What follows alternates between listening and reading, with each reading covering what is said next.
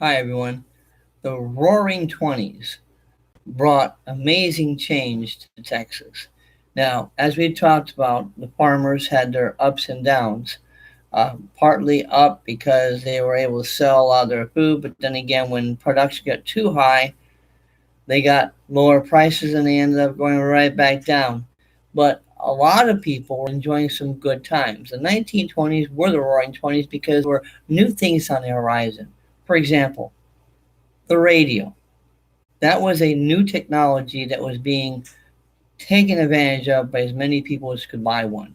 Music, jazz was a big type of music that everybody liked. The African American community was really big in music as far as jazz. Now, theater was also starting to take hold. Now, in the case of theater, movies, I should say movies, not theater. Theater was also popular. But movies, the silent film was starting to catch on. In a silent film, it was exactly that, a silent film. There was no voice. What they would have was a movie in a theater, and there would be somebody playing a piano, and the piano music would be, it would show the movement and go along with the picture itself. That's how people enjoyed the film. And in those days, it was black and white. There wasn't any color yet.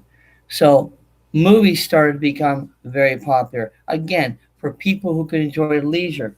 I think it's pretty interesting because dances, let me read this to you real quick. The decade has several nicknames, including the Jazz Age and the Roaring Twenties.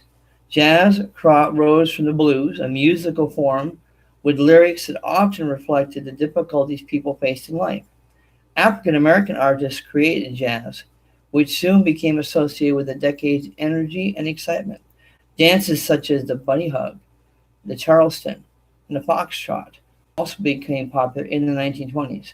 In addition, families and friends liked attending baseball and football games. The development of a new technology, the radio, changed entertainment in Texas. Texas listened to music, news reports, and sports broadcasts. By the end of 1922, Texas had 25 commercial radio stations operating.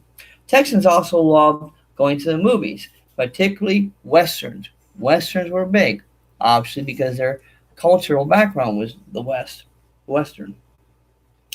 Um, they loved movies, particularly westerns. Early films were in black and white and had no sound. A piano player or a phonograph typically provided music to accompany scenes on the movie screen. It was not until 1927 that a movie with sound, The Jazz Singer, was released. Wings, one of the five major movies filmed in Texas during the 1920s, won the first Academy Award for Best Motion Picture. So, as you can see, with some having prosperity, there was some time for some fun leisure. Also, notice Texans had more leisure time partly because of consumer goods, items that are intended for personal use, that made household tasks much easier. Electric, electric sewing machines and household appliances such as refrigerators, toasters, vacuum cleaners became more common in the 1920s. The demand for these and other consumer goods also led to the growing popularity of large department stores in cities such as Dallas and Houston. One of the most popular consumer goods was the car, of course. In 1916, Texas registered some 195,000 cars, a number that grew to 1 million just 10 years later. The automobile industry's growth boosted both the demand for oil products and the Texas economy.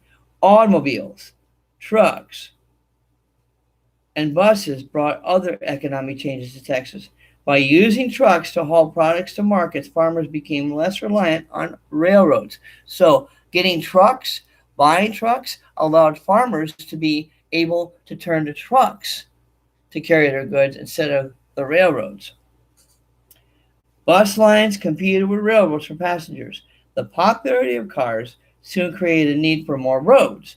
In 1922, Governor Pat Neff called for a big road building program for the state, not a little sickly, puny one. Quote, the following year, the Texas Highway Department received money from a tax on gasoline to build roads. Road construction moved slowly. However, in 1930, only 7,000. However, only 7,300 miles of paved road across Texas. However, still, Texas was moving forward. Um, they're pleased with the changes the jazz age was bringing. Some worried that the automobile was destroying traditional values. Young people were more likely to drive around in a family car than spend time with other family members. Texans also worried that people were drinking too much alcohol. As a result, many Texans supported prohibition, which was in effect throughout the 1920s until its repeal in 1933. So you had the opportunity to use the automobile, but because young people were able to use the automobile, a lot of people felt like that was taken away from family life because they were spending more time having a good time with their friends and not spending as much time with families. This is in the 1920s, 100 years ago. So the automobile was seen as a good tool for family use and also a bad tool that kept people from seeing each other. And of course, the use of alcohol was something that was an issue too, all of which are a part of the 1920s, the roaring 20s in the state of Texas. Interesting stuff. Talk to you later.